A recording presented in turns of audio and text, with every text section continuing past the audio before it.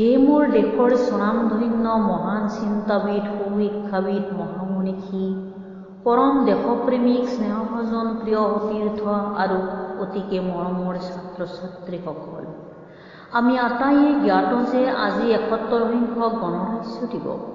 সমগ্ৰ দেশতে আজি ধুমধামেৰে এই দিৱস উদযাপন কৰিবলৈ লৈছে। এই দিৱসৰ লগত সংগতি ৰাখি তিনিদিনীয়াকৈ বিভিন্ন ধৰণৰ কাৰ্যসূচীও বিদ্যালয়বোৰত ৰখা হৈছে। পিছে এই গণৰাজ্য দিৱস পালনৰ তাৎপৰ্য কি? বহুতে ইয়াক উৎসৱ হিচাপেও লয়। আচলতে এয়া নহয়। এই গণৰাজ্য দিৱসৰ লগত শত সহস্ৰজন শ্বহীদৰ ত্যাগ জড়িত হৈ আছে। ইংৰাজৰ ২০০ বছৰীয়া শাসনকালৰ অন্ত পৰে ১৯৪৭ চনৰ ১৫ আগষ্টত। তাৰ আগতে ভাৰতৰ কোনো নিজা সংবিধান নাছিল। ভাৰত এখন দেশ আছিল সঁচা, কিন্তু ৰাষ্ট্ৰ হ'ব পৰা নাছিল। অৰ্থাৎ ইংৰাজৰ শাসনকালত ভাৰতৰ কোনো সাৰ্বভৌমত্ব নাছিল। যিখন দেশত সাৰ্বভৌমত্ব নাথাকে সেইখন দেশ কেতিয়াও ৰাষ্ট্ৰ হ'ব নোৱাৰে। এখন ৰাষ্ট্ৰ হ'ব লাগিলে তাৰ ৪টা উপাদান লাগিব: জনসমষ্টি, নিৰ্দিষ্ট ভূখণ্ড, চৰকাৰ আৰু সাৰ্বভৌমত্ব। এতিয়া আটাইকেইটা আছে, কিন্তু একতা নাই। ১৯৪৭ চনৰ পাছত ভাৰতবৰ্ষই নিজকে স্বাধীন ৰাষ্ট্ৰৰূপে ঘোষিত হ'ল। এখন নিজা সংবিধান প্ৰয়োজনীয়তাবোধ কৰিলে। সেই মৰ্মে ১৯৪৯ চনৰ ২৬ নৱেম্বৰত গণপৰিষদত অনুমোদন হ'ল। ১৯৫০ চনৰ ২৬ জানুৱাৰীত এই সংবিধানখন সম্পূৰ্ণৰূপে গৃহীত তথা কাৰ্যকৰী হ'ল আৰু এই সংবিধানৰ সভাপতি হ'ল ড ভীমৰাও ৰামজী আম্বেদকাৰ। তেওঁৱেই সংবিধান প্ৰণেতা হিচাপে গণ্য হ'ল। মৰমৰ ছাত্ৰ ছাত্ৰীসকল, তোমালোক এতিয়া একেবাৰেই নাবালক।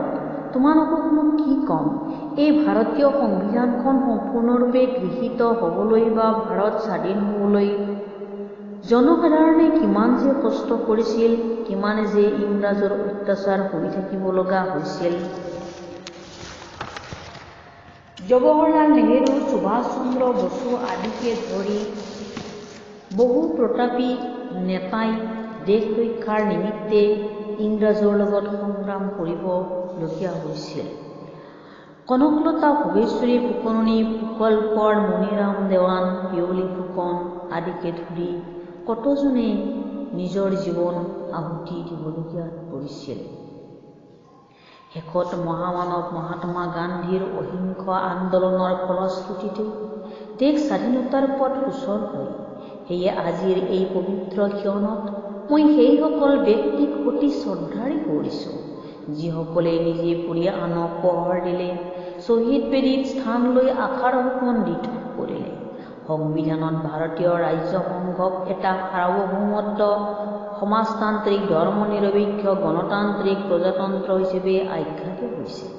এই সংবিধানৰ জৰিয়তে জাতীয় সংহতি ৰক্ষাৰ বাবে নাগৰিকসকলৰ পৰস্পৰৰ মাজত ভাতৃত্ববোধ মনোভাৱ গঢ়ি উঠিছে বুলি একাংশই মত পোষণ কৰে। ভাৰতীয় সংবিধান প্ৰৱৰ্তনৰ স্মৃতিতেই এইদৰে প্ৰতি বছৰে ২৬ জানুৱাৰীৰ দিনটো গণৰাজ্য দিৱস হিচাপে পালন কৰি আহিছে। আমিও সংবিধানখনৰ প্ৰতি সন্মান জনাই জাতীয় পতাকাৰ তলত থিয় হৈ জনগণ সংগীত পৰিৱেশন কৰি নিজকে এগৰাকী স্বাধীন ভাৰতীয় নাগৰিক বুলি পৰিচয় দিব পাৰিছোঁ। কিন্তু এইদৰে প্ৰতি বছৰে দিৱস পালন কৰি যোৱাটো একো ডাঙৰ কথা নহয়। আমি সংবিধানখনক কিমান শ্ৰদ্ধা বিশ্বাসেৰে অনুধাৱন কৰিব পাৰিছোঁ, সেইটোহে ডাঙৰ কথা।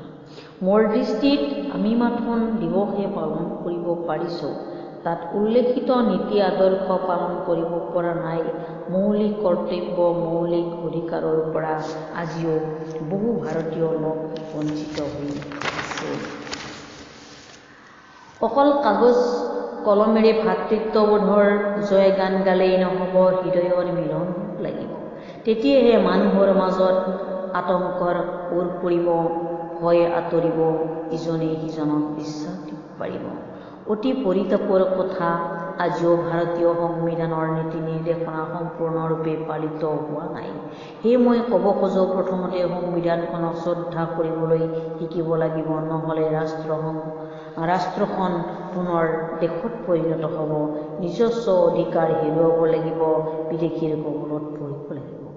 মৰমৰ ছাত্ৰ ছাত্ৰীসকল, আৰু কি ক'ম, কৈ থাকিলে ওৰকে নপৰে, বহু কথা মনলৈ আহে। মই মাত্ৰ দুটামান কথা ক'ব বিচাৰিছোঁ। প্ৰথম কথা হ'ল, ভাৰতীয় সংবিধানৰ প্ৰতিটো শব্দই আমাৰ বাবে অনুকৰণীয়। দ্বিতীয় কথা হ'ল, যেতিয়ালৈকে আমি সমগ্ৰ দেশৰ জনসাধাৰণ একগোট হৈ এটা সিদ্ধান্তত উপনীত হ'ব নোৱাৰোঁ, ৰাষ্ট্ৰৰ মংগলৰ হকে আগবাঢ়ি নগৈ ক্ষুদ্ৰ স্বাৰ্থত জড়িত হৈ থাকোঁ, তেতিয়ালৈকে জনসাধাৰণৰ কল্যাণ অসম্ভৱ। নিজস্ব অস্তিত্ব থকা দেশখনৰ প্ৰতি সকলোৱে আপোনত্ব ভাৱ গঢ় লৈ শ্ৰদ্ধা ভক্তি সহকাৰে আগবাঢ়ি যাব লাগিব। তেতিয়া আনে কেতিয়াও আহিবৰ বাবে সুযোগ নাপাব। সেই জনমত আগত ভাৰতীয় সংবিধানখনৰ